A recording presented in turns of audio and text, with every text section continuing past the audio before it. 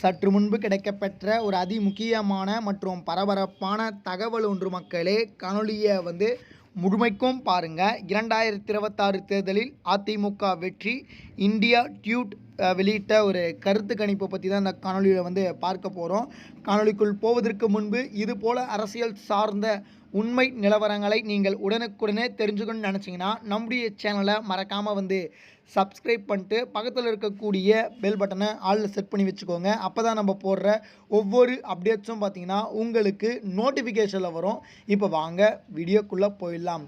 தமிழகத்தை பொறுத்த வரைக்கும் யார் தமிழகத்தில் வெற்றி பெற போகிறாங்க அப்படின்னு சொல்லிட்டு ஒரு மிகப்பெரிய ஒரு எதிர்பார்ப்பு இருக்குது. குறிப்பாக பார்த்தீங்கன்னா இந்த 2026க்கான சட்டமன்ற தேர்தல் முடிவடைந்திருக்கக்கூடிய சூழ்நிலை அடுத்த முதலமைச்சராக பார்த்தீங்கன்னா யார் ஆட்சி அமைக்க போகிறாங்க அப்படின்னு சொல்லிட்டு ஒரு மிகப்பெரிய ஒரு எதிர்பார்ப்பு இருக்குது. இதுக்கு நடுவில் தமிழகத்தில் மொத்தமாக பார்த்தீங்கன்னா 234 சட்டமன்ற தொகுதிகள் உள்ளது. இந்த 234 சட்டமன்ற தொகுதியில் குறைந்தது 118 தொகுதிகளை மற்றும் வென்றால் மட்டுமே அந்த கட்சியால் தமிழகத்தில் ஆட்சி அமைக்க முடியும். அந்த வகையில் தற்பொழுது கள நிலவரப்படி பார்த்தீங்கன்னா யார் அந்த 120 அதாவது 118 தொகுதிகளை கைப்பற்றுவாங்க அப்படின்றத நம்ம பார்க்கணும். குறிப்பாக பார்த்தீங்கன்னா அதில் அதிமுக பெரும்பான்மையான தொகுதிகளை கைப்பற்ற வாய்ப்பு இருப்பதாகவும், கிட்டத்தட்ட அதிமுக கூட்டணியை பொறுத்த வரைக்கும் கிட்டத்தட்ட 234 தொகுதிகளில் 110 to 140 தொகுதிகள் வரை அதிமுகவுடைய கட்சி கைப்பற்றுவதற்கான வாய்ப்பு இருப்பதாக கருத்து கணிப்பில் சொல்கிறாங்க. கிட்டத்தட்ட அதிமுக 40 விழுக்காடுகள் பார்த்தீங்கன்னா வாக்குகளை பெறலாம். இரண்டாவது இடத்துல திமுக வரலாம். திமுகவை பொறுத்த வரைக்கும் 38 விழுக்காடுகள் வாக்குகளை வாங்குவதற்கான வாய்ப்பு இருப்பதாகவும், திமுக இப்பொழுது 120 to 130 35 அந்த மாதிரியான ரேஞ்சில் திமுக வருவதற்கான வாய்ப்பு இருக்குது அப்படின்ற மாதிரி சொல்கிறாங்க. இது அதிமுகவும் திமுகவும் சரிசமமான போட்டி இந்த தடவை இருப்பதற்கான வாய்ப்பு இருக்குது. இதுக்கு நடுவில் தாவேக்காவை பொறுத்த வரைக்கும் 24 விழுக்காடு என்பது பார்த்தீங்கன்னா அதிகம். இப்போ 30 அதை கடந்து சென்றுட்டு இருக்கு.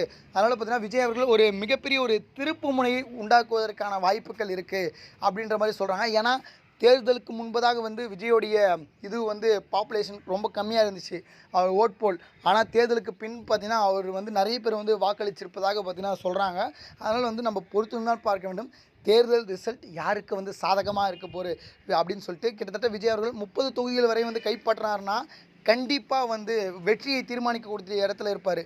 கண்டிப்பாக விஜய் அவர்கள் போனால் தான் பார்த்தீங்கன்னா கண்டிப்பாக முதலமைச்சர் ஆவதற்கான வாய்ப்பு இருக்கும் அப்படின்ற மாதிரி இருக்கும். அதனால் விஜய் அவர்கள் கண்டிப்பாக அதாவது யாருடனா கூட்டணிக்கு போனால் தான் வெற்றி பெற மாதிரி இருக்கும். அப்போது யாருடன் கூட்டணிக்கு போக போகிறாரு அப்படின்னு சொல்லிட்டு பொறுத்து பார்ப்போம். நான் தமிழரை பொறுத்த வரைக்கும் 4வது இடத்தை பிடித்திருக்கு. நான் தமிழரை பொறுத்த வரைக்கும் பார்த்தீங்கன்னா அதாவது 1 அல்லது 2 தொகுதியை வரை கைப்பற்றலாம்.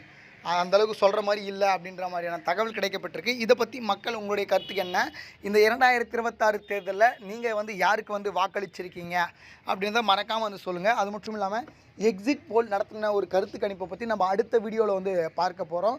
ஒரு கருத்து கணிப்பில் தாவேக்கா 120 தொகுதியில் வெல்றதாக ஒரு கருத்து கணிப்பு வெளியே இருக்குது. அதை பற்றி நம்ம அடுத்தடுத்து வரக்கூடிய வீடியோவில் பார்ப்போம். நம்ம சேனலோட இணைந்துருங்க.